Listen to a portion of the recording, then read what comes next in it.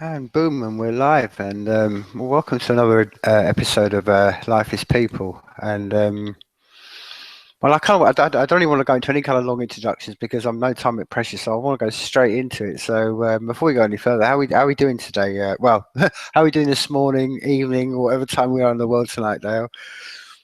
It's evening and it's very great. Summer's just started here. Like the weather has started to turn, and oh my God, it is beautiful. I was in the water today in the beach. I've had some sunshine, and it just makes such a big difference. The sun is really a powerful agent. Oh, tell me Yeah, about so all it. good over here. Yeah. So just to sort of quickly give people an overview, you're based down in Melbourne, and I recently sort of, as you know, I spoke to some of the guys in the Made Safe Melbourne crew, and that was a really inspiring conversation for me. So I know you're part of that. So well, it's kind of start from the beginning, really. I know you're involved in the Bitcoin doco. So well, give me kind of an overview of that and how you got to be involved in that. Sure. Well, if I take it back even before that, I'm a real advocate for open source. So I lived in a proprietary world, basically not knowing that there was an option. And I put Ubuntu on my laptop. I went to a Linux users group meeting. We have beginners groups here in Melbourne. So I just had enough of Windows. I took my laptop to this beginners workshop. And then like 8 months later, I was organizing Software Freedom Day. I had no idea like that there's free software movement or open source. I was totally green to any of that. But I was so excited about it, and I got to meet Richard Stallman. I got to meet some radicals and how hardcore they were about protecting online security, privacy, the DRM stuff. Richard Stallman's just won't let any proprietary materials go near his machine. So it was really great to see and be around the extremists. And I'm not a coder, like I don't do that at all. But I could see that food was another area that was, I just saw it as proprietary, that people were messing with the chemicals or the code of food. And I thought, well, what would it be like just to live on natural foods? So I did a raw vegan diet for 3 years. And I was diagnosed with osteoporosis, and the doctors are like, you got to take all this calcium. And when I said I was doing the raw vegan diet, I got that act read to me. They not taking any responsibility. I was going against their advice, and it was all my responsibility, all of that stuff. I'm like, yeah, cool. And after the first year, the osteoporosis stopped. The second year, it started to reverse. And now I'm due for another one. So I could just see that, and it was totally a life altering experience in eating seasonal foods, actually waiting for watermelon, the season of watermelon, the Mm. season of tomatoes, and tasting how great they were when they're in their prime. I learned a lot. I worked with a natural hygienist, and I learned a lot about how foods are altered, chemically altered through gases and not being picked at the right, let alone that they're GMO, right? But they're not even picked at the right time. They're picked early so that they supposedly arrive on our table with a few days to ripen up. But what that does to the food, it's like if the food is fresh fruit and vegetables are starting to taste quite bland now. Mhm. So I've got my little garden happening out the back, and it was during this time that so I was obviously an advocate for open source, and then during this time I heard about Bitcoin. And it just made total sense. All I needed to hear were keywords: open source, no banks involved, peer to peer. And I'm like, yeah, okay, I have to have some. I just didn't, like I said, I'm not a coder, I'm not a developer, but I just had to have some. So I got my friend who was studying computer science, PhD in Melbourne, to come and put a wallet on my laptop. I bought it Bitcoin from somebody on Twitter. I'd never met him before. Um, paid money, like physically went into a bank and paid money into his bank account, and then waited for this wallet to sync. It took 3 days. I'm like, come on, I'm just sitting looking at my computer. I've already given this guy money, and I'm just like, how does this supposed to work? Nobody said anything about the 3 days to think.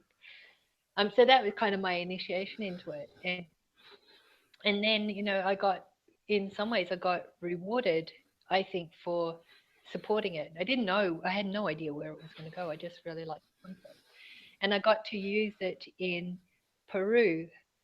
So my friend is right into ayahuasca, and she's like been pushing me to go and do these journeys. And I said, okay, if this guy in Iquitos, Peru, accepts Bitcoin, then sure, I'll do it. So he had heard of Bitcoin. He had shared a room with somebody that was right into Bitcoin, like when it wasn't even a number at the time. And he said, yeah, I regret obviously not getting into it then. So I paid for my retreat in Bitcoin.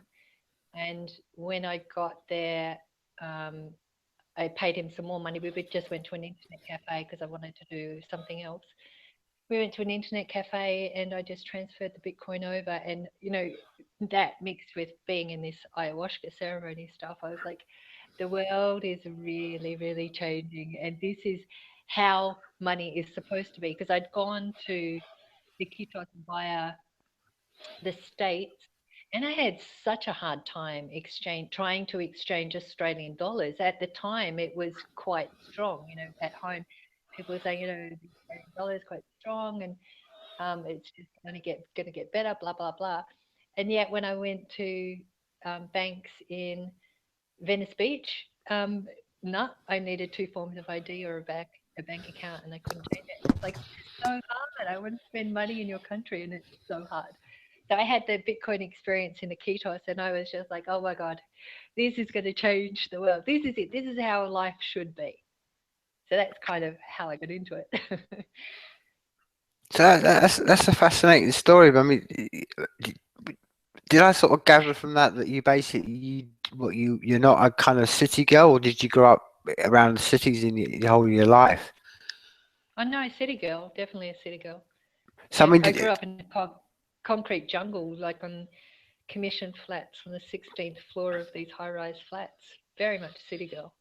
so I mean, I mention this because you discovered, you've been talking there a lot about nature and stuff like that, and I'm always fascinated with people over, and I can say this honestly, people over a certain age that we kind of know what it was like to sort of like live in this world through the 90s and all that kind of stuff. So at what point in your life did you sort of like first come aware of this whole idea of, and I know you've heard you describe yourself as an anarchist in that sense, and I don't really like, that's a very kind of that word itself, but where did you sort of like that spring up from, or was that always been with you since a child? Always since a child, yeah, definitely.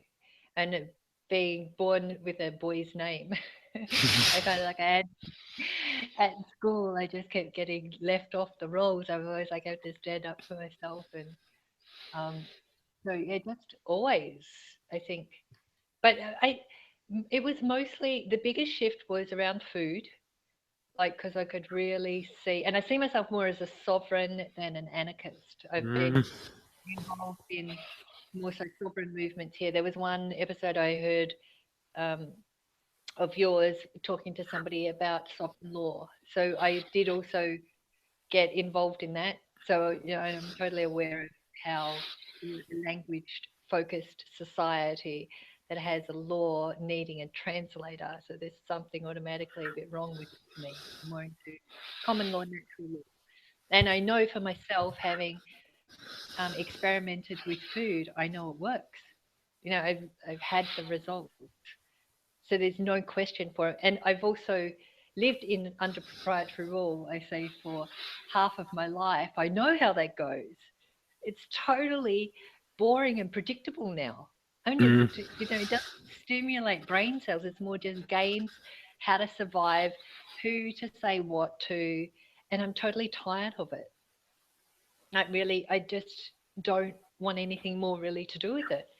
And the things that I've learned since being around cryptocurrency and open source, like it's really the thought of being able to live in a community or live in a world where it's natural that we share, that we actually create. and share and invite others to share it forward. It's not normal to have to protect information from our friends. That's not normal. That's not how human being is designed. We are designed to share and explore. So it goes against the proprietary rule goes against human ethos, I think. And that's why Yeah. there's so many problems.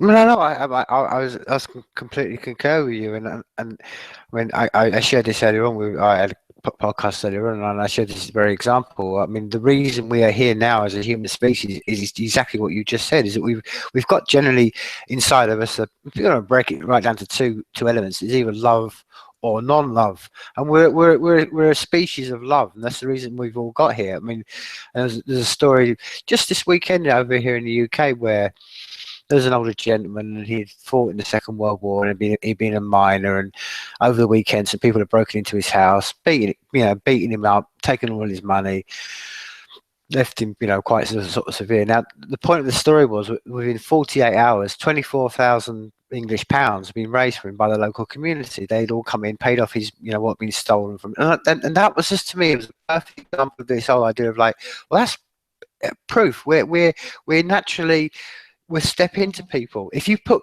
and I think it breaks down to two sides, and this is where the paradigm, I think, where we live right now, where I think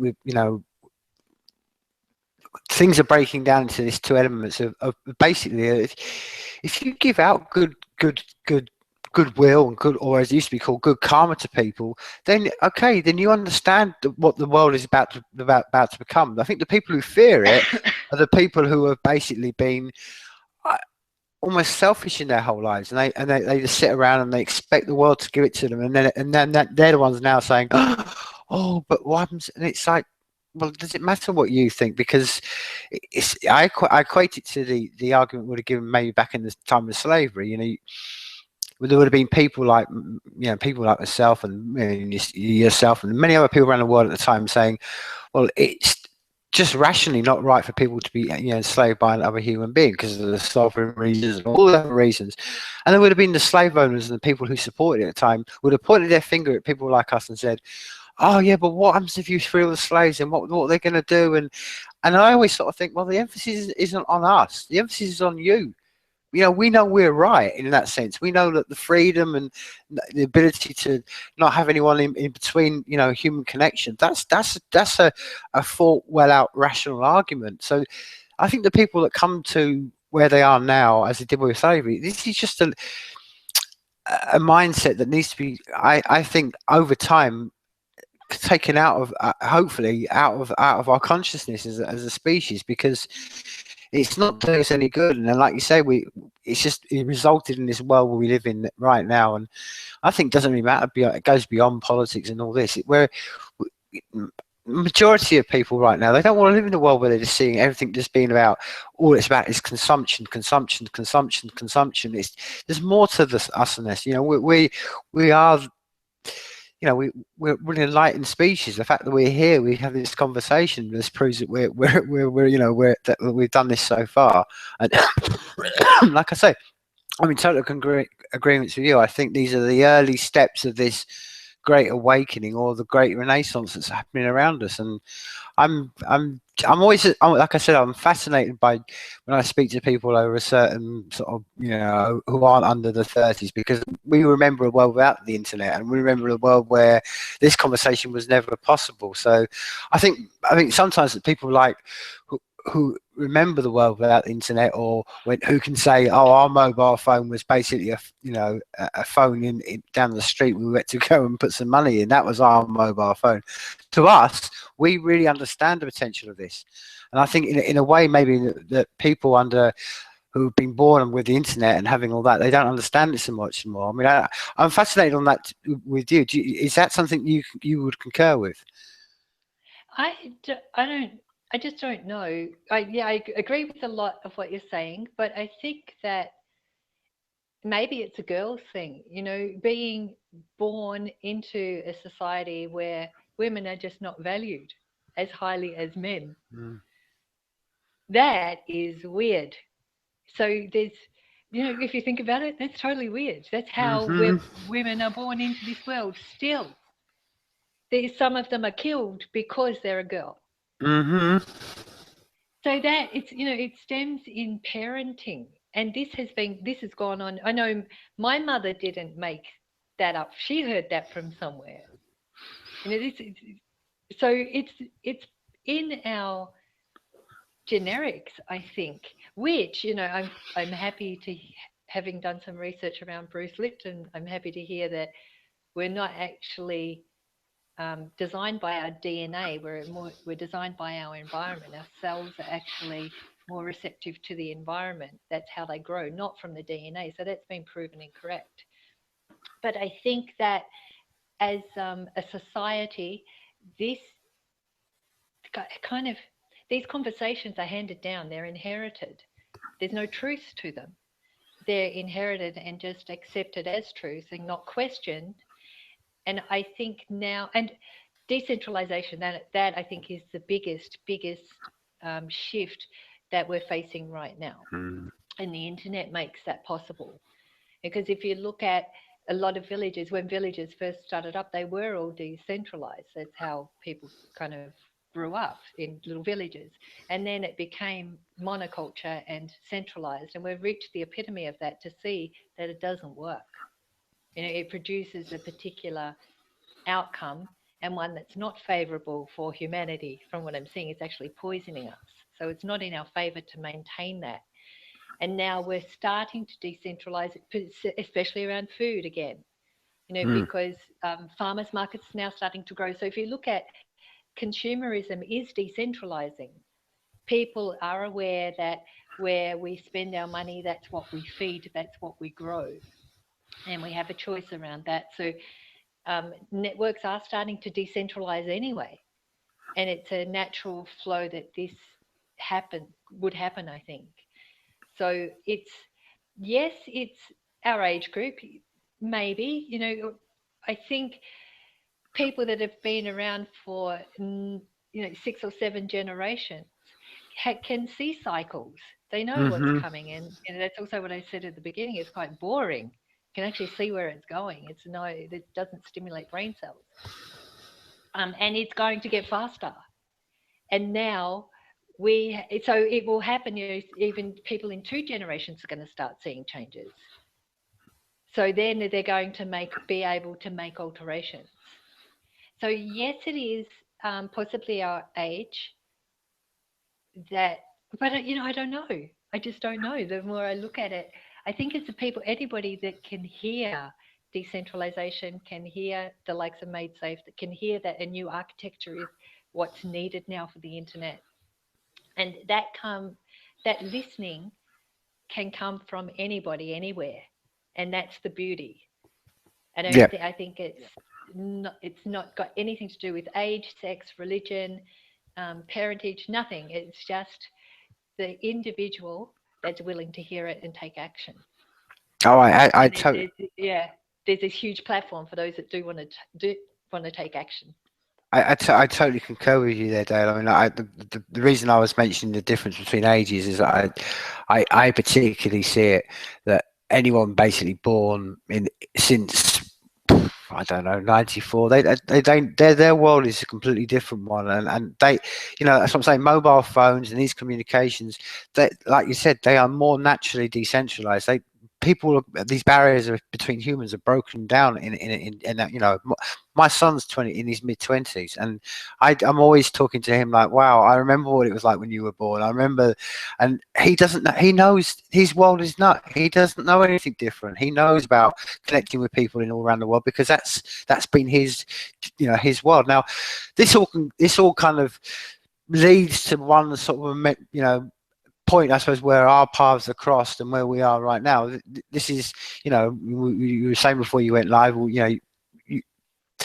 your awakening and and your understanding of Made Safe and my understanding of Made Safe, because it almost come from the same sort of mindset, and people who listen to this podcast know nothing about how I feel about what Made Safe is and the safe network, how that's going. I think it's going to change, and now it's an epoch moment. So I mean, I'm gonna just turn this mirror back onto you. I mean, how do you think Made Safe you know, why do you think MadeSafe and the Safe Network is so important? And how do you think it's going to change things maybe in the next sort of 5 years, 10 years, you know, and longer term than that?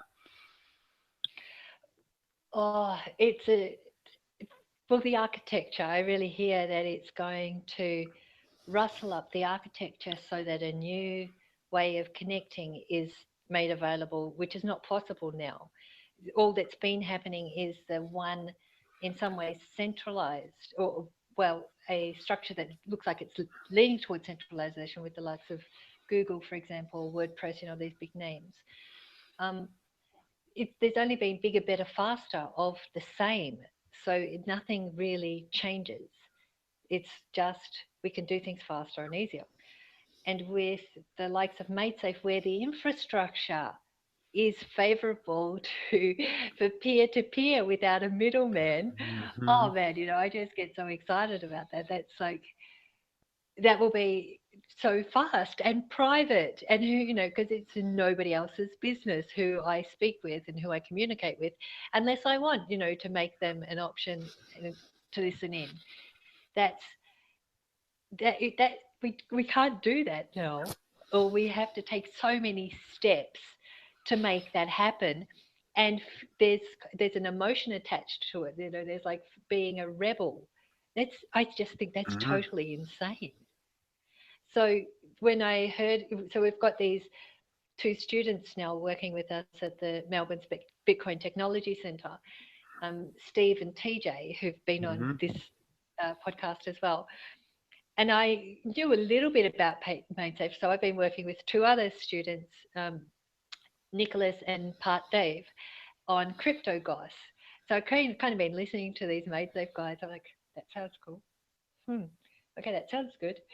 Let me just do a little bit more research. And they told me about your podcast, and I started listening in. And I'm like, this is what I got involved in Bitcoin for. This is what drew me into open source, this peer-to-peer network.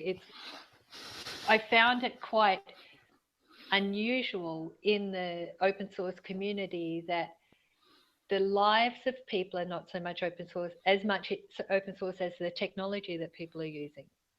And this MadeSafe gives a chance for real life peer-to-peer networks to start to form. And that's what I'm already looking at. That's how I've already been impacted by learning about MadeSafe, is that I can start building networks now. That's my value. My value is in the networks that I create in some ways, Mm-hmm. who I'm associated with, and I can choose and build a network that is going to lean in my favor. Why would I not do that? Um, and we don't have that. The more I see what MadeSafe is offering, the more I can see what we don't have. And I'm getting really excited, and it's really started to cause me to think for ways I would utilize my own network. Whereas now I've kind of given up. I know when I first heard about the internet, I was a late adopter into the internet anyway. And I remember seeing somebody share a video, and when I saw that, I was like, oh, the internet is what's going to change the world. And when I came in, so one of the ideas that I had when I first heard about the internet was Mad in Melbourne, making a difference in Melbourne. My vision was that I could connect with all the movers and shakers in the world that were up to something, and connect them via the internet, and have leads wherever people wanted to connect. What was their preferred way of communicating? Oh my God, trying to set that up. Oh my God, that's like just dealing with the technology was a total nightmare. And that went out the window, and I totally forgot about it. Like now, and then when I heard about MadeSafe, I'm like, that's what I wanted to do with Mad in Melbourne, and that makes it possible. So now I'm getting excited about that again. Um, so I think that I'm not alone in that, and that other people have been daunted and put off by our current internet, because it's really hard work keeping a blog going, keeping up to date just with WordPress. All the Mm-hmm. changes and plugins and what works and what doesn't, and then using Firefox or Google. How come they don't? It's like it's such hard work. So Hmm. I think MaidSafe is going to afford people a lot of time to do things that the internet is supposed to be doing. That's what I think. That's how I think it's going to change. It's going to give people time to do what they wanted to do on the internet and space and platform, and have it be an enjoyable experience, because the internet drives me crazy a lot of the time. Yeah, well, this is. I mean, this is just a general wider thing about the world as we live in now. We live in an age of increasing complexity. You know, everything's getting more and more complex, and everything, like you said, we're not going to. Evolution's not going to, grow us an extra arm in the next 100 years. That's going to take that. The evolutionary body clock is a slow one, but the speed of technology is a very quick one. And like you say, I mean, that's one of the things that really, there's so many things that inspired me, and just set my synapses off when I heard about MaidSafe, and that was one of them. I thought, yeah, great, just make everything just that little bit more simpler and that little bit easier to connect, and that again, the narrowing of connections between people, as we were saying about the middlemen. And like I say, I often say, and I repeat myself over and over again, but I do think this is an epoch moment, and for the reasons that you've just described. And again, that I'm I'm going to be fascinated to see how this is going to change everything, because I do think it's, I equate it to the invention of the car engine, and or the invention of the printing press. It's, they're not, when you look back at it, they're just inventions, but when you realize what the change that they're going to make. And that's, as I said before, as I've told you before, I think one of the things that's has been really inspiring about MaidSafe particularly is it's been, like you just said, its complete ethos has been based upon nature, and everything world we live at the moment is against nature. It's centralized, and nature isn't. And you realize, and you think, why have we just completely smashed our heads against this brick wall of trying to control something that we are just on this one rock, and if we just understood all the rules that are on this rock and went with it, maybe we would evolve a bit more. And that's the genius that David Irwin's had. He spent nearly 10 years plugging away just to go, right, I have to change all that wrong, how the internet was set up, of it all centralized and under a few servers, and I have to start all over again. And you know what I mean? That's, I mean this in a real sense. It's just I feel privileged to live in the age where David Irwin's walking amongst us, and we're going to see this be born, because I think it's a metamorphosis part of the human species. I think it's inevitable, but we're just lucky enough to see it. And that's why I'm always saying to people around me, I'm like, look around you, because you do not, last thing you want to do is get to when you're like 60, 70 and go, I missed it all, These are the times when you should get excited, because these are the most, the greatest days to live in, because it's in our hands. It's the invention of the printing press for our generation. And it's got so bad that we're really at a crossroads, at a fork, and we have to make some changes. We just have to. And why wouldn't we follow laws of nature, or just have a look at the human body? Oh my God, how the human body works. There's a whole load of cells, like trillions of cells in here, working away, all in agreement to make the body move. And yet man comes on the planet and does something totally against all of that, Hmm. wonders why there's so much destruction. Why not mimic the laws of nature, and the cells that are here to grow and reproduce and thrive, and yes, yeah, it is exciting times. But I think all of those, all of us that are here to be here for this, to make this shift, are here and ready to do it. Yeah, and I think that's one of the things that, and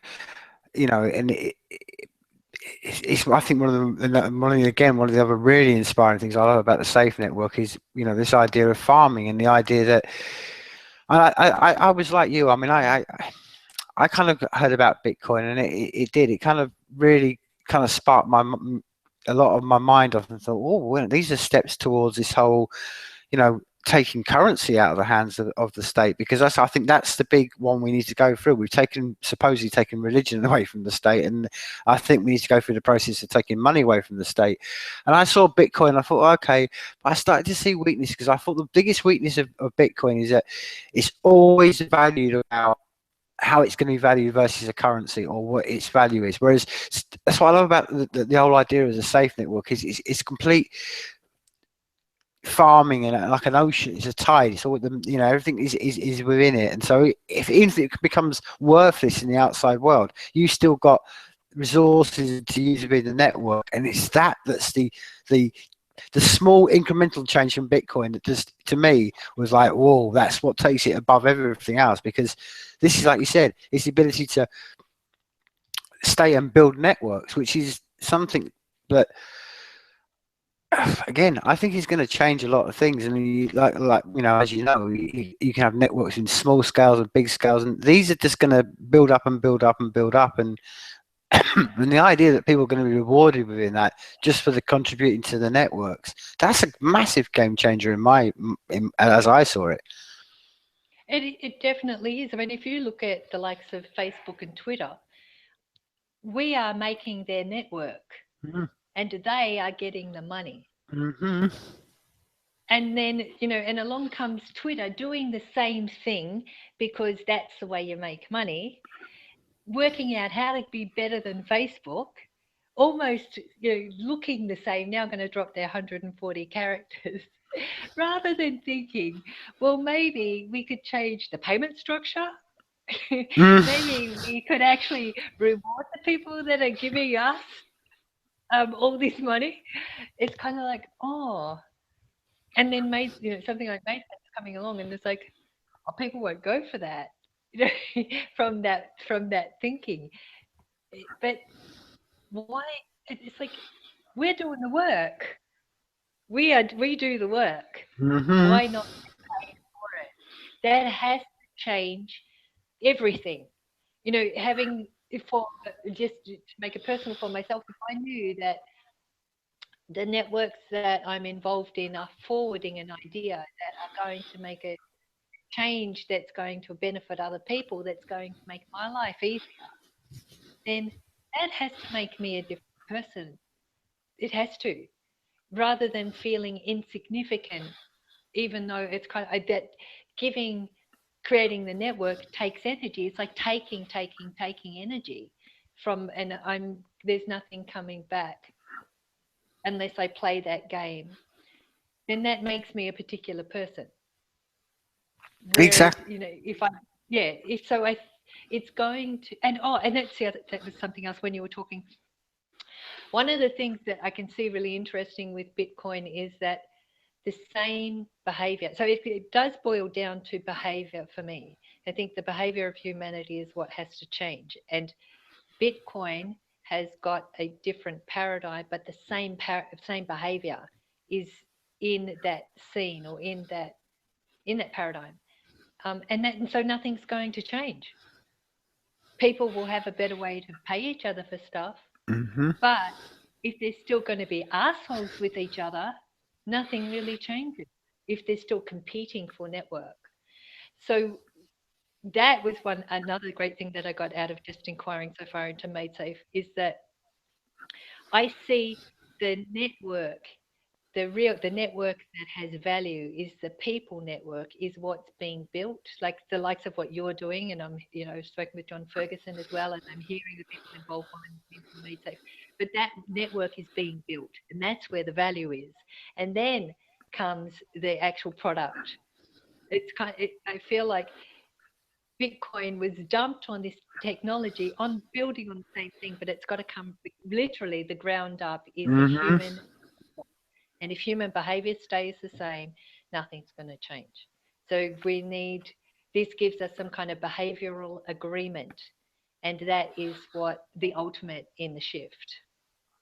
Yeah, and that's the similarity between, the great analogy. I mean, we the people I think who were gathered around the early adapters of MaidSafe and the Safe Network, we kind of almost it's just, you know, from day one when I met the whole of the team, it was ants have been a big part of the whole analogy of what we're trying to build.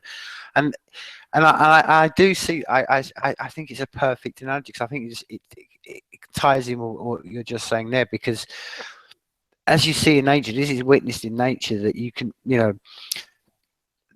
the whole fascination, and I recommend anyone to go and do as much study as they can and as much digging as they possibly can into swarm intelligence, and that's what we're about to switch on. The power of, like you said, the power of swarm intelligence or networks, and like you said, it's just connecting and connecting and connecting, and that's what I'm saying. I'm sure you're the same as me, because you mix around with, you know, creative people and stuff, and I've yet to meet a creative person yet who's driven by greed, but I've met plenty of creative people who just want to connect, collaborate, build up networks, help each other out. And instead of being this mentality of like crabs in a bucket where everyone's pulling each other down, it's more, let's all help each other out, because it's beneficial to us all, like a colony of ants. Let's self, you know, contain ourselves, and let's help ourselves for the great, you know, for us all. And it's, I like I said, I think there's the power of networks and swarm intelligence. We're just starting to witness, but I think it's been around for a long time, because I think you hit it on it when you said at the beginning of the conversation. You know, strip away us from cities, and you see this all around the world. You know, these networks do exist. You go into, I was lucky enough to live down in South America around the Amazon. Man, the Indians, they have a network. They know exactly what's going on. You know, they have circles of like the people writing them deep to depth of it. They know everything that's going on, and it's all networks. So this stuff to them, the safe way. I'm sure if I went and spoke to someone on the Amazon, they'd be like, "Oh, so you've called it the safe network?" Because I remember years back talking to guys in the Amazon, and they used to look at the world, and I used to have really long discussions with them, saying, you know, about they used to look at our world, and they saw it as a sickness, and what we were doing to it, and how we were destroying their forests and all the rest of it. And he said, what you need to understand in the West, you need to balance yourself with nature. And the more you balance yourself with nature, the better you'll become. And I know that's why I think, yeah, the guy in the Amazon would understand the safe network. He would go, yeah, well done. That's just, hopefully it's going to tip the balance away more into what we are as human beings, away from this paradigm that, you know, it is unnatural. And that's what I think. To me, this is why I think the safe networks is going to change everything, because I think everybody can understand it, and because it's innate to all of us human beings, like you said, networks and connecting, and then the intelligence that arises from that, because you can see it from a human level, as we said, right from the jungle right down to the ant. And hey, if it's reflected everywhere, you think, well, I might as well go with that then, because that's being reflected everywhere around me. So that seems to be what nature and life is telling me what to do. And the world as it is, go on. Yeah, I remember seeing a video of a swarm of wasps and how they fly with each other, and then a big traffic jam. And the comparison is like these wasps don't need any insurance. They don't bump into each other. They know where they're going. And then the man-made cars, it's like total chaos, accidents everywhere, and then there'd be all these paperwork and insurance claims. Why not go with a model that works? That's what this is what people get told in corporate team building and things. It's like, go with a model that works. Yet on the whole, we're not. No. It's totally crazy. Yeah, and I think we will look back in time and just see how insane this was, but it will probably be used as what not to do. Then again, fascism's supposed to be that too, isn't it? Mm. Well, I think this is the where we stand right now, and I think there's a lot of there's a lot of similarities between where me and you are, as you know, although we're completely separated by time and distance, and you're on one side of the planet and I'm on another side of the planet and all the rest of it. But I think one of the things that is crucial for people like us to do is to basically just keep flying the flag, and saying to people, look, go and join, understand this network principle, understand what this is going to mean, and understand about the concepts of networks, and getting yourself away from, like you said, away from that. And I think that it's one of the reasons why I kind of, it's like pushing against an open door talking to people in the creative arts, because they know all this and they're like, okay, give it to me. When is it going to happen? And it's almost like trying to hold them back. But Yeah. I think it's this. If we can just go out to the outer world and we can just tell as many people as possible, and that's the power of what creative people have, because they have a greater audience. So it's getting all we can do is just keep telling people and keep throwing the seeds out there and hoping that they're going to flower and fly. I see myself as a bridge or a translator. Mm, And I think that's what art is. It connects worlds together. And because particularly around the Bitcoin scene, it gets very, very, very technical. I was doing workshops a couple of years ago. It's weird even to think that it was a couple of years ago. It seems like a lifetime ago. And I had quite intimidated by, really technical, geeky people. There was one, had 20 people in the room, and probably 15 of them were really geeky. And it seemed like they were there just to find out who knew more than who else. And it was really like humbling experience from my end. But what fascinated me, what I found the funniest, was that at the end, so they paid $20 to do this workshop, and I gave them $10 back in Bitcoin. That none of them had used it. So I had these, really geeky guys, and I'd just stand there, scan the code, send them $10 worth of Bitcoin, and they become 2-year-old boys jumping up and down. Wow, it works. mm, They'd never used it. It was so funny. So, and then I'm like, and then I became more confident with it. I could see, well, that's all that's missing, is that people need to use it, and they need to be able to speak with somebody where they can ask stupid questions. And I just became that person, and got people, I really got them to use it. That's where it speaks. I could say whatever I wanted. But until we actually made the transaction, it wasn't real. And as soon as we made the transaction, like as soon as people get to use MadeSafe, that it just speaks for itself. mm. Like you want more of that. So there is a big role for, I see, for people that are not so technical to start speaking. And Yes. even, open source. Open source is the heart of it for me. It is an ethos that is based on sharing and encouraging others to share. That's just it. And people get that. Um, I still have a couple of friends that are struggling with Bitcoin. They're like, I feel like I just rabbit on about it and they don't want to hear about it anymore, but I don't care. Now I talk about MadeSafe. Mm, mm, mm. But, it's funny because they don't dare complain to me now about stuff, because I'll just be like, well, stop using their money. Or, I don't know, a company's messing you around, send them an invoice for your time.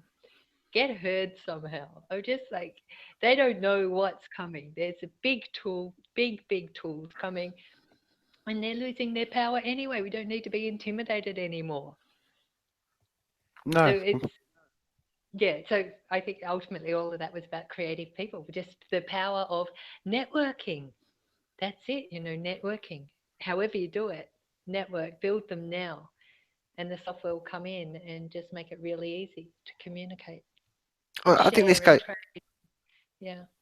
No, I think this goes back to, like I said it to the guys when I spoke to them on, to the MadeSafe Melbourne crew, and I do generally think it's really inspiring that somewhere like Melbourne, which is a fairly large city in a big continent, that you see miles ahead of I could pick a city in England. And you're so far ahead. I mean, the idea you've got Bitcoin being traded on the streets and the Bitcoin cash, machines, and these are really big, giant steps that Yeah. I think Melbourne particularly is leading the way. And I've spoken to a few people around the world. I've spoken to people in Argentina and stuff, and I think Melbourne is really leading the way, because you're leading the way in the sense of, I mean, I kind of seen videos and photos, but the Bitcoin center that you're based in, the technology center, isn't some like dodgy back little brick building in Right. the middle of in the state. It's there right in the middle of the city center, so you're obviously getting a real big traction. So, and I've seen what on the on the Bitcoin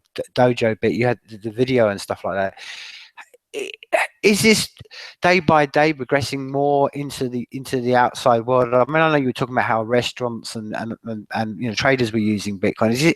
Are you seeing this right? Even continue to rise, or is it hitting any blockages where people are getting scared off because of the fluctuations? I mean, how's it stand as we are right now?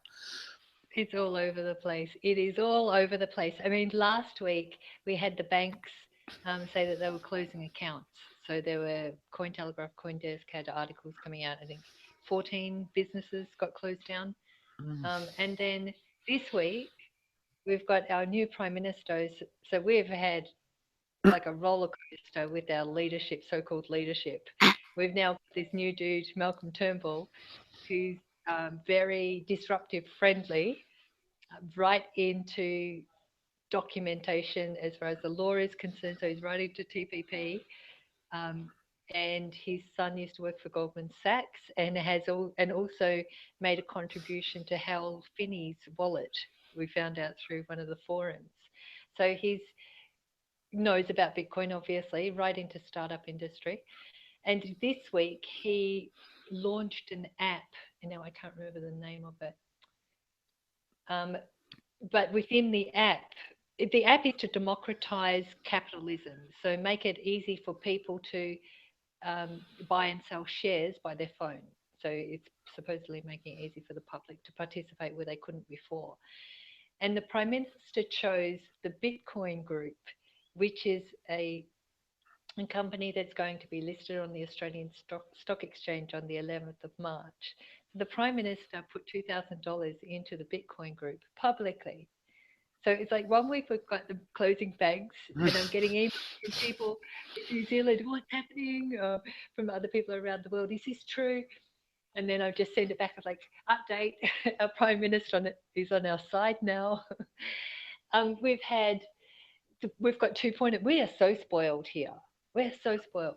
We've got 2 point of sale systems as well. One in Sydney, one based from Sydney, one from Melbourne. And it seems that we anticipated a really strong adoption that didn't happen. So we've got the framework and the infrastructure in place. It's just not growing quickly because there's not enough people to use it. So there's no point in setting up businesses and then nobody goes. I've got one coffee shop in St Kilda that I go to regularly and use my Bitcoin. But some of the other places, it was just too difficult. It seemed like it was a team of us, maybe 10 of us, having to just keep going to these shops to keep them interested. So it hasn't picked up as fast as these two particular point of sale systems were concerned. But then we've got the financial sector looking at this whole fintech, the new buzzword. Lots of VCs interested in capitalizing on it. So there's new blockchain technology stuff happening everywhere. We have regular meetups and to catch up on projects. There's a lot happening. Maybe it doesn't look like on the outskirts, but there's a lot happening from within the community, a hell of a lot. It's so fast paced. I mean, and the Bitcoin Group is going to be listed on the 11th of November. So that's going to, I think now that Malcolm Turnbull's invested or shown an interest that it's okay, condoned it, that will go really well as well. So we'll see. But it's constantly changing, constantly. Bitcoin, constantly. It's alive, you know. If you've got people talk about peace, they want this flat line. No. Bitcoin's like this. Not only in price, in everything. Yeah. So, but it's really great to be in a city that's warm to it, and we've got our centre. It's really great, and I am very spoilt. I know that. What is it particularly, do you think it was about Melbourne as compared to, say, like Brisbane or Sydney or one of the other sort of cities? I mean, what is it particularly about Melbourne? Because I mention this because I'm always being bombarded by people saying to me, "Oh, Tim, you would love it in Melbourne. You would love it." And this is before I'd even met any of you. Like, it's a city that's always sort of, for years, people been saying to me, it's something about Melbourne. I'm fascinated to know what do you think it is about Melbourne that, you know, like that you are ahead of maybe Sydney and Brisbane and these places? What? Well, multiculturalism. Melbourne is so has so many different cultures that live here together relatively successfully. I know that there are issues. I know there's domestic issues and things, but considering, we've got um, Jewish people, Palestinians, Italians, Greeks, Vietnamese, Chinese, huge Chinese community, um, all different religions. We're kind of open about sexuality. There's no rednecks. We're rednecks here, so we live together really well. And if you think about, we've all got our fingers. We're a fingertip away from the rest of the world. So if people from India connect with their family, we can share information very quickly. Our weather is insane, like totally crazy. We do have 4 seasons in one day, and there's some theory that um, strengthens our immune system because we're tolerant. I tell you, it's totally crazy, Tim. It is totally crazy. It can be really warm in the morning and then freezing like an hour or two later. And because of how we're positioned in the bay, there's something about the hills and the outside. It kind of, the weather just messes around a lot. So yeah, Melbourne's just tolerant, inclusive. I had a friend over from Perth, and she said Melbourne is inclusive. There's heaps of cafes. We're kind of outdoorsy, sporty. Summer, it's crazy. There's just festivals, lots going on, very active, and also quite a very strong politically active scene. We had, I don't know if you heard about Border Force when our previous Prime Minister, Mm-hmm. Tony Abbott, Yeah. shortly before that. Yeah, he called on this Border Force thing on the streets. I just read something on Twitter. They're going to ask people for their um, private details to make sure that their visas are right and check visas and all this. Just totally crazy. So within 1 hour of it being announced, the major street was blocked with people. So Flinders Street, Swanston Street, that like maybe 1,000 people, a very quick call to action. And the border force that were there got escorted away by the police. We're just like on Twitter, no, this is not on. This is not happening in our city. So we're quick to respond or react to provide, depending on what's needed, to political action. And there's also a huge roadway toll that wants to be, the Prime Minister's pushing now again, or speaking about now again. Massive protest for that. No, not happening. We want more trains and bike paths and things. So we're quite active. Yeah. And Sydney seems to be more focused on finance. Queensland is just so hot. They've got a really good Bitcoin scene though too. Queensland are very strong. They're a bit of an underdog. Not many people talk about them, but there's a lot going on there too. It's a very sovereign state. It's called Queensland. They Mm. think it's very special, different to the rest of Australia. There was talks of seceding and stuff. So if you, it's quite cute. So they're quite active as well. But Melbourne's more like herding cats, very independent thinking, hard to get people together unless it's a call to action like that. Otherwise, we're quite rebellious. And And I I think mean, that's why. Hmm? go on. Sorry. Yeah, so I think that's why it's picked up here. And it would like the multiculturalism. We've got, you just see different faces talking about Bitcoin, so it seems quite normal. I've always been told. I mean, obviously, people know it's quite an arty city as well, and you actually appreciate the arts as well. So, as compared to sort of like Yeah. Sydney and Oh, with this some of the most stunning graffiti, really, really great stuff. Yeah, and we've now got the Melbourne Art Festival, and 1984 is being performed at Parliament House on Saturday mm, morning. It's sold out and goes from 10 a.m. until 6 p.m. And there's a free event, and we have lots of free things as well. Like this, the Fringe Festival has lots of free art things. And there's so much going on here, Tim. Really, yes, and arts. arts, sports, lots of activity. We're alive. Melbourne's alive. And kind of the cultures come through. There's no costume, if you like. People are free to wear whatever they want. See, I mean, that's why I'm fascinated, because I'm fascinated, as you know, particularly,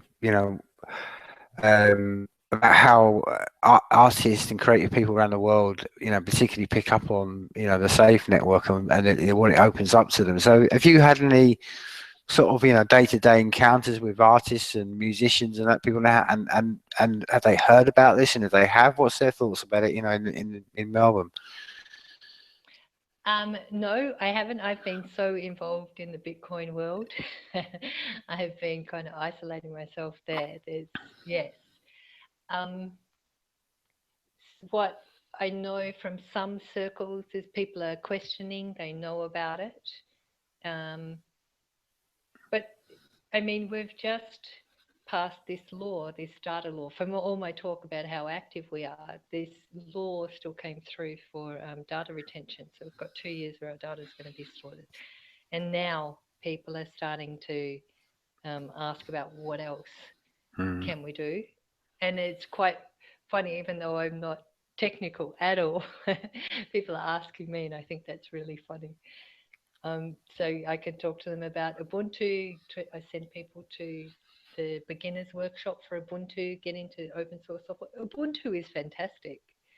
Like, it's a really cool program, and it's very easy to use. So that's one direction I send people.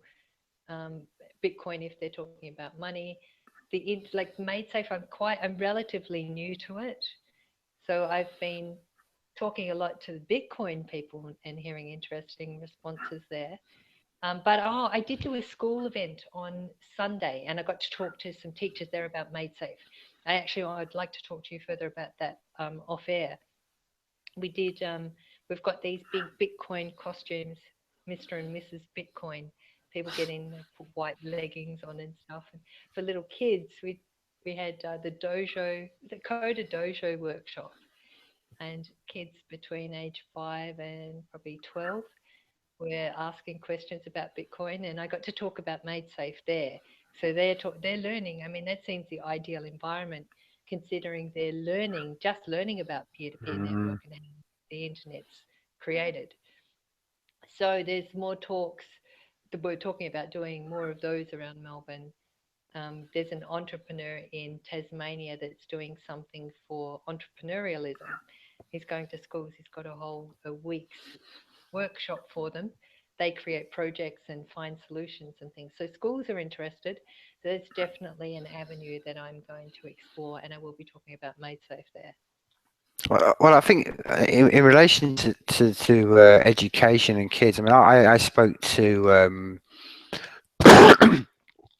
Will, who's basically one of the members of the Safe pod in San Francisco, and he's which I think I sent you the link, which is some of the potential apps up on are there for the Safe network, and he's been building. Well, it was his concept is the one called Pokédocs, and the idea behind that is anybody can go around and they can photograph a species, an ant, from an ant to a bird, and if it's and obviously works the same sort of principle as N99. People will be rewarded for the amount of times it's been seen. But if you through that photography and you see you take a picture of an animal that hasn't been seen before, bang, you get really rewarded for that, because you know what I mean. And it's just the same sort of like network idea. And I was talking to him and I was thinking straight away, I mentioned this to him, I thought, man, as a child, that would just blow my mind. If I could make just a little bit extra resources on top of my pocket money for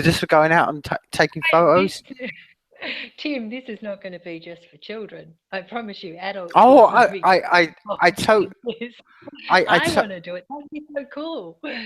I totally get with you, but what I'm trying to say is these are the great apps to me that kids would just love. And I think, I mean, as much as we all would as adults, but these are the ones you can go straight to children, because I mean, if you went to an 8-year-old and tried to, and with some of the apps, it'd be like, oh, I don't know. But these are the ones I think are really going to shape kids and So that's what I'm trying to say. I think there's a lot of, as I've been saying this for a while. I think it's crucial we get this out to everybody, and that includes from the 5-year-old to the 65-year-old and above. And I think everybody gets to it, and I think particularly kids, because I think kids are going to, man, they're going to be the future programmers and the future coders and all the rest of it. So I think it's crucial. So I think anything we can get to those two. Now I've got to ask you, Dale. I mean, Yes. you, you strike me as someone, and I'm taking a jump into the leap here. Are you a creative person of any type? I mean, do you paint? Do Yeah. you draw? Um, yeah, I paint, draw. I've had a couple of exhibitions. I paint clothes. I love painting clothes, so I paint designs on clothes. I did t-shirt painting for children at one of the biggest markets in Melbourne. There's a night market with around 25,000 people that go through a night, like it's huge. And I set up a stall for people. Initially I wanted adults to do it. Stencils. I had stencils, paintbrushes, sponge things, images, and people would buy a T-shirt to sit down and paint. So I did that for 4 years, and that was a lot of fun. Just but too much work. Oh my God, it was really really hard work. But yeah, now I'm a creative person. So Mostly drawing.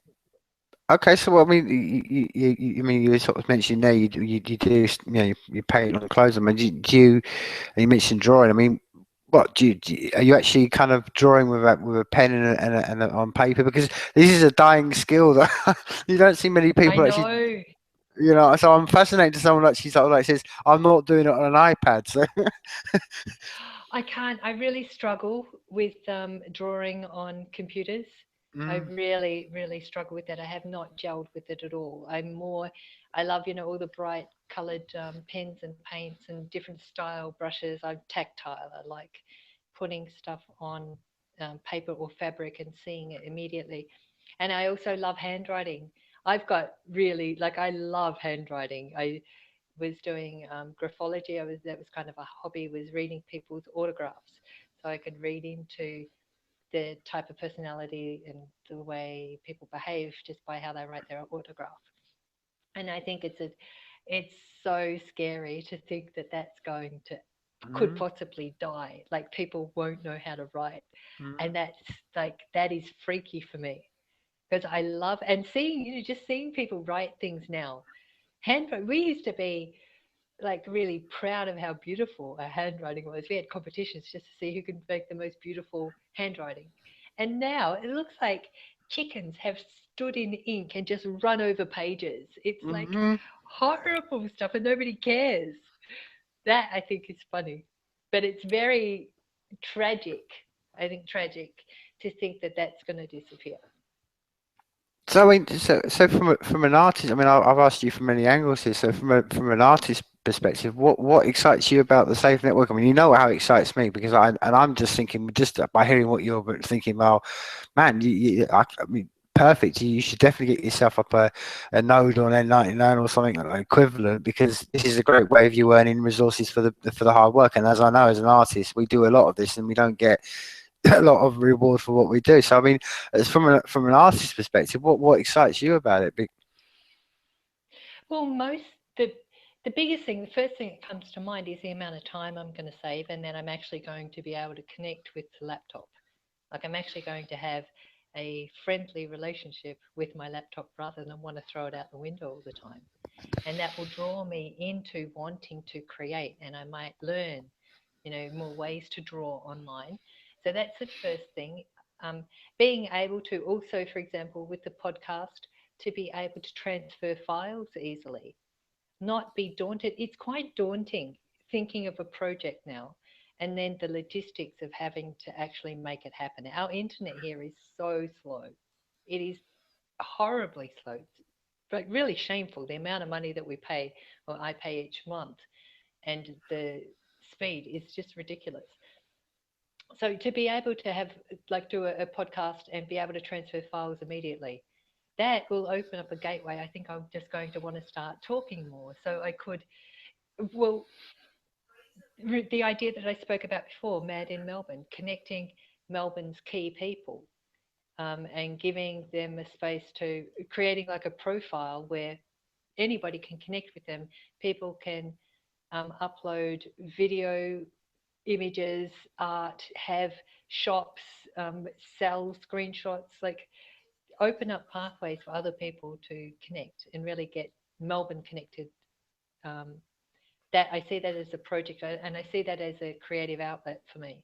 And then also personally to be able to um, paint clothes, sell them online. Um, yeah, I think I'd get more interested in the podcasting though. I'm liking the podcasting. I agree with you, and I look forward to the day that I can, get off this Google Hangouts and do it on the Safe Network. And I think that's gonna, and I think now maybe we could put this, we could, sort of, thought process just come to my head right now. It would be great when, and I got told off the other day by Paige, who works at San Francisco Pod, for even saying the word launch. So I'm not even going to say the word launch. But when this is finally, the network is up and it's on a public basis, it would be great to do a kind of a real, maybe a joint podcast between Crypto-goss and this podcast, and have a real, like, debut on the Safe Network. Now we've gotten this conversation, and this is the first time we mentioned Crypto-goss. I mean, again, Yeah. that's a fascinating, like you were just saying about podcasts. It's a fascinating kind of rabbit hole you jumped down on that one. So again, I mean, how, how did you get into? How did you get to meet those people and the sort of start with that? And how are you finding? Again with that, how do you find that's the whole process of trying to speak, because it's a very, I know what it's like, but because you're but with the audience and stuff like that. How did you really get involved in it, and how have you found the whole experience of Crypto-goss? Well, it started. I okay. I'll start with the Bitcoin doco because we haven't spoken about that either, and that's how I got into crypto, guys. I've just been, in some ways, floundering in Bitcoin because it hasn't rolled out the way, in some ways, I thought it would. I thought that more people would be passionate about open source and about what the blockchain makes available, and then the blockchain can. It just again sounds so daunting. I don't feel included in that. I like the thought of being able to do behavioral agreements on the blockchain, but then when I say the word behavioral, that kind of people are not ready for that. So I've just thought, well, I'll just document what's happening. So I thought I'd do a documentary. I found somebody that did know how to make documentaries. He's really good, has done a lot of corporate work as well. He likes open source and he likes Bitcoin. And I said, I really want to just document what's happening. We work on a project, we'll crowdfund it. I raised $25,000 for that. And we've got the third part coming out in January. We've done two parts already.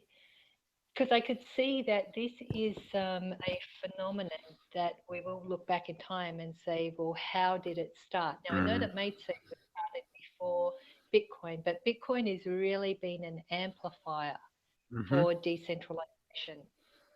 And money. Having decentralization and money together has really got people thinking and debating and caused a storm. If you just have a look at globally how governments have related to it since it first started. And yeah, so I just thought, well, I want to document what's happening in Melbourne. So did those two pieces, and then again, I'm hearing all these things are happening, and a lot of the people around Bitcoin are more quiet than me. So I just hear myself as a voice as a translator. So I got a couple of people from the Bitcoin Center who knew how to do. I don't know how to do anything. That's been my issue. I'm so. I always have to find somebody that can make it happen. I can organize people and stuff, but God, pushing all those buttons, and I'm not interested. I don't want to learn. I don't want to learn anything on this network. It's just too hard. So I found Peter and Warwick. They both knew Warwick's done podcasting before, and Peter had the equipment and he liked the thought of it. So it was me and Peter that first started, and he's the MaidSafe guy. Mm-hmm. Yeah, again, because I can gel with that. I gel with where Peter's coming from. So it was easier for me to sit down and talk. I didn't feel intimidated. And even in our first couple of interviews, it still kind of got a bit technical. I'm like, I want the societal impact and the philosophical impact. So we adjust, and then we've got this foreign correspondent. We needed another editor or something. I can't remember what it was. But we've got a foreign correspondent in Taiwan, Leo Treasure, who does some editing as well. And we're all having so much fun with it that we're starting to shape it into a really lighthearted conversation that is, yes, based more on the impacts on society. And we're interviewing, for example, a sex worker on Friday night. She's from Tasmania, and she's now using Bitcoin because there was an embargo on credit cards for the back page, which is where escorts advertise. So she started looking at Bitcoin, and she's using Tor. She's right into privacy. I really want to meet her, so we're meeting up with her on Friday night. We've got lots of questions for her. And then we've just looked at, well, who do we want to interview? So we're having fun with it, and we've got a long list of people, and it's growing. And I hear that I've found where I'm feeling like I belong in this part.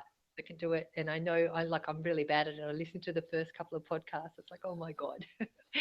But now we're getting into more scripted dialogues and having intention and purpose, and it works. So it's great.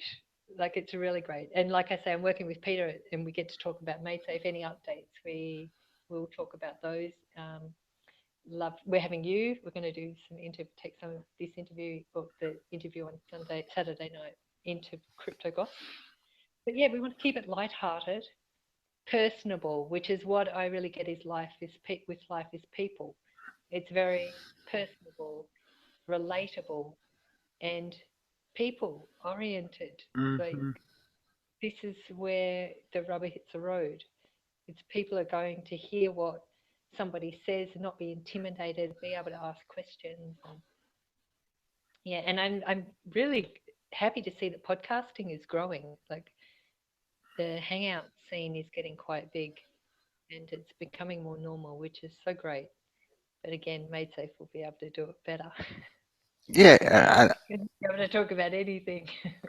yeah, and I think what I love about the times we live in right now, and even this conversation, is, yeah, I equate it to a campfire, and that's what I love about it. You can, when you're around a campfire and you're out there in the middle of the night time, you just sit there and talk, and you realize when you're sitting there like, well, this is what the essence of life is about, and that's what I love about these times. We're not living in the days where we do need to have sub editors and middlemen and all these people saying to us, you can't say this, you can't say that, because as you know, this is real life. And this is what I think this is where we have a great synergy between your podcast and what we're trying to do here, because it's the same essence of what we're trying to do. Is just trying to just get it to as many people as possible, and like you say, and see the impact is going to change on everybody. I equate it to the safe network. If you're going to use the analogy of like a car, okay, there's always people who are enthusiastic about what goes on underneath the hood and how the carburetor works and the sprocket and how much oil and all. That's great, but to me, I'm like, well, great, that's a car, that's the engine. I'm more fascinated than the people who want to put that engine onto some wings and fly it, and who want to put it into a tube and go under the water and make a submarine. That's to me, because these are the ones that are going to change everything, and that's where the synergy between it is. Because to me, it's just being able to witness this and like you said, in some ways, document in any way we can is a valuable resource, because this is going to happen so quickly that people aren't going to. I mean, it's one of the things, going back to the art one, I mean, it's one of the ones that's always fascinated me. There doesn't seem to be much of a arts community. Well, nobody's really sort of, with Bitcoin, gone and really documented it in art terms. Nobody's actually sort of, and it's, I know there's a couple. I'm connected on Twitter. She's called Coin Artist, and she's been doing sort of like some artwork and stuff. And I know she's been trying to fly the flag, but again, I think it's like you said, I always sort of thought we need to be documenting this as artists and any way possible, because it's going to be gone like a flash, and we'll be like, oh. And so, like you said, I think you hit the nail right on the head. It's important just to document it while we can, because it's gonna happen in a flash. I know it'll be like looking. I could just imagine people sitting down and saying, "Well, Bitcoin in Melbourne. How did that even start? Who was it? How did that Mm. happen?" There'd be people that would want to know that because it's going to seem like it came out of nowhere. And the same with decentralization, and the same with Made Safe. But it's kind of like those. Sometimes artists are discovered, and it's like they've they've just started painting, but they've been like working on it 20 years ago. So there's been lots of work to get to that stage. It's not as easy as it looks a lot of the time. No, I mean Yeah. that's the I think that's the essence of the whole of the safe network. It's like you just said, it's a lot of work under the ground that no one ever sees, and then the minute that like a seed itself, the minute it pops through the ground, everyone's like, oh, look at the pretty flower. But it's like, that's been going on for a long time under the ground before it's got to that point. Everyone's going, oh, and and that's the point we're at right now. Like I think right now we're just the early seed, just about to push up, and I do think that once, as you know, once the first seed comes up and that first rain happens, and boom, it happens really quickly, and I feel really privileged to be here right now and documenting this, because I'm just I feel happy I'm alive in these times to witness this. So even though like you, I don't understand any of it. I mean, I often give this story. I walked into the first time I walked into the offices at Troon, and I remember looking at walking into this just basic sort of like just non-script building in the middle of the back end of Troon, and walking into this room and just seeing all 30 odd, probably between 30 and 20 and 30 people all sitting there with like two screens each, like it was like Neo out of the Matrix, all this code language, and I'm like, I really don't know anything. I Yeah. really am quite a quite a, and but as I say, I mean, I'm glad that there are those people out there doing it, because it's really it's on the back of those shoulders that we the new world's been created. Because I tell you what, if it all went to pot, I haven't got a clue. I haven't got a clue how this conversation happens. I know I just switch it on, press start, and I'm talking to you. I wouldn't have a clue. So all power to the people, and that's why I want to protect the coders and people like that, because I think they're the. I mean, you mentioned it. I mean, Cy and Dan mention it all the time. They said it at the podcast the other week. Coders are the new rock and roll stars. They are Yep. they. It's the coolest profession to be getting into, and that's why I also want to go to schools as well, first to get more girls involved, so that we can have some funky technology as well, not just machine gun stuff. Have some really cool girly things, girly ideas, girls' way to network. I don't know what that would look like. So to get girls more involved, but to also let people know that the likes of MadeSafe are so inclusive that it doesn't matter even for people that can't code. If you like the idea of networking, maybe to get schools working on how networks form, and then get how just a basic network forms at a school, and then mimic that into code or somehow, like to really get that it's not so much about numbers, but it's about the architecture. It's about the way things connect together. Yeah, it is exciting times, I think. Yeah, it is, Definitely. and I think that's the whole point. I mean, you're pushing against open doors with kids, because kids understand that on a natural. If you watch kids playing by themselves or out in a group by themselves, they can organise themselves. They don't need adults. They don't need any of us, and that's what I'm saying. It's another evidence of what we were just saying earlier on. You just got to look around you and see. Oh, man, when people are left alone, they're fine. The problem comes when Yes, people that's the problem, when people step in the way of people. That's always the problem. People left alone are that's right. fine. Yeah, as soon as governance comes in, oh my God, that's it. That's when it goes AWOL, totally AWOL. Hmm. Well, I tell you what, Dale. Look, I mean, I mean, we've kind of, we're gonna have an hour. And we've gone way over that, and it's late at night for you and early in the morning for me, and I've been kind of like doing two podcasts the last couple of the last sort of few hours. So, look, I mean, before we sort of like do round this up, I mean, I think this is just the beginning of many conversations, because I think I want to, I think we can develop this over time, and I'm looking forward to, like I say, I think we should maybe point our collective focus on, like I say, when it is up and running, we have a joint podcast and we make that quite a big event, because I think it would be, Yeah, yeah. I think that would be a really good idea. But where can people who are going to listen to this, where can they reach out and find you as a person, or reach out and contact you? All right, thanks. So on Twitter, I love Twitter. I am mad in Melbourne there, or the wild card. And for the Bitcoin doco, please go and see the Bitcoin doco. You can do that on YouTube if you don't mind advertisements. 3 by 10 minutes there, or on Vimeo, one whole session at 30 minutes. And then the second episode is a pay-per-view. So you go to thebitcoindoco.com and you'll see episode 2 there. It costs 99 cents, pay with Bitcoin, and you can see the second episode. And then, of course, Crypto-goss. So that's happening every second week. We're podcasting every 2 weeks.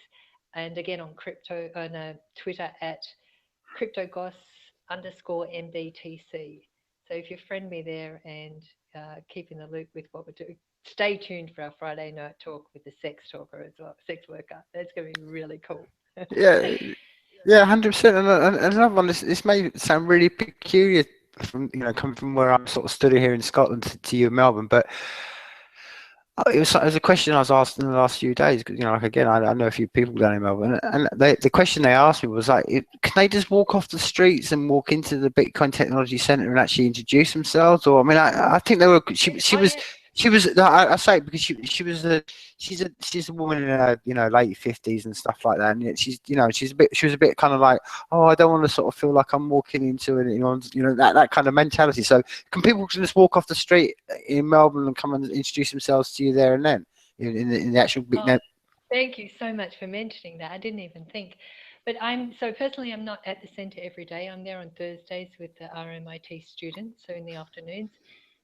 It is, yes, anybody can walk in off the streets. It's number 89 to 91 City Road in South Bank, so it's quite close to the casino. Open during standard hours, 9 till probably 6, Monday to Friday. If you want to come in outside of those times, contact me on Twitter to organise something. But there's a regular event on Wednesday evening. It's called Talk and Trade. Anybody can come to that as well. There's just basically talking about cryptocurrency, drinking wine, and chatting about what's possible. We have a monthly meetup as well at the Bitcoin Centre too, and generally the Bitcoin group is there. There's always somebody there. So yeah, just come in and say hello. We've got Bitcoin machines too, so if people want to buy Bitcoin, they can do that there. Well, there's a free workshop on I think it's every second Wednesday evening. I think you need to contact me on Twitter for that. But yeah, it's a Bitcoin 101, and people get 10 millibits once they've participated. So with an Airbits wallet, they can get 10 millibits and buy themselves a coffee and some kilda. So yeah, drop in and say hi. Perfect. Do you know the problem about whenever I speak to someone like yourself or Peter or any of the Melbourne crew, it's just like, it's just kind of like, it's just another little coin, like a coin on the scale of like, I've got to go to Melbourne. I got to go to Melbourne. It's just, what I mean? I really do look forward to the day that I go to see, come across to see you in Melbourne in person, because I don't think that day's going to be too far away, because every time, like I say, it's a place that's inspired me for a long time, and I'm fascinated to sort of see if it actually lives up to my reality. I hope it does now. I hope I get to Melbourne and it actually lives up to my reality. I've set high standards. You have to make it summertime, definitely. Winter is freezing. It is so damn cold. You probably would be used to it, but winter time's more hibernation. There's still a lot going on, kind of harder to get to, a bit darker, but Melbourne, yeah, nice and bright in summer. Trust me, Dale. I mean, you go for a couple of winters in Scotland. I'm sure your winter in Australia will be a pleasure. I have been to Scotland, and yeah, I froze. That was, but the thing is that in Scotland, in all of Europe actually, I lived in Germany for 3 years too. The houses are a lot more acclimated to the warmth. In Melbourne, it's freezing inside. Like it's colder inside my house inside my flat than it is outside. We don't have insulation. We're not built for really cold winters. Crazy. No, That's the hardest part. well, that again, this is. I mean, it's kind of like I'm almost kind of like how I feel about this whole conversation. We kind of like skirted over the top of a lot of issues, and there's so many more we could go down. I mean, like the whole housing one, I could spend a long time talking about because I think that's something I think is going to fundamentally change in the next few years. On with 3D. Absolutely. And I've got a lot of fascination about that. So I'm sure again that's one of the many topics I'm sure me and you could spend a lot of time talking about. And also contracts, putting title on the blockchain, or a private network where there's no lawyers and no real estate agents involved, where it's just business between two people. That's going to change everything. Well, now go on. But then, there are a lot of people that still are not up for that. They actually want a third party. Like I personally know people that are scared by the thought of that. They would prefer to have a third party. Oh, again, and I think that and then they can do that. Exactly, that's what I was about to say. That I mean, it's a choice. If someone wants to do that, they can do that. And I mean, I think this is where I personally see the blockchain being in 5 or 6 years' time. I think that's what it's going to be more of. It's going to be very much a public record of transactions, and it's going to cut the lawyers, and it's going to cut all the estate agents out. And that's why I think the blockchain will be. It'll be everything will be seen in it, and all the legal contracts are going to be done on it, and more so than I think money. I think it'll have a currency position, but I think the revolution of Bitcoin is going to be in contracts. And again, this is another rabbit hole we could go down and spend hours talking about. But I think this is the very essence of what I think probably the whole essence of this conversation we've had is that it's so inspiring because it's at least firing our synapses, and there are so many inspiring things going on and new things being built that to sit inside every night and just sit there and watch X Factor or Neighbours as you have down there, or I'm even going back even Prisoner Cell Block H. That's how back what I mean. But they're just distractions. So whereas compared to what the world that's out there, so I think it's far more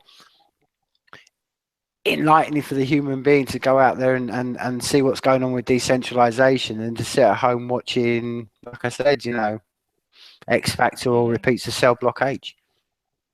Yeah, exciting times. This is the Bitcoin rat. I had to bring him into screen because okay, this is an art project. He's like this soft toy. He's doing a world tour. This is Aussie Rat. So he appears on Twitter sometimes. Yeah. Okay. And I just had to bring him into picture. Okay. Is he just known as Aussie Rat, or has he actually got a name? This is Aussie Rat. Yeah. AUSSIE, not OZ. Aussie okay. Rat. Yeah, this is Aussie Rat. Pretty cute. Is it actually a rat? Because he looks like an armadillo. And he's a rat. Yeah. I know. He's like, look at him. He's got the longest nose for a rat I've ever seen. It's an Australian rat, if you put it that way. It doesn't look like one of the fat rats living in the streets of London. No, that's right. All right, cool, Tim. Well, brilliant. Really We'll be speaking soon anyway. But like I say, it's been an absolute pleasure tonight, and like I say, from an early morning here in Scotland and late night in Australia, Melbourne. It's life is people. Life is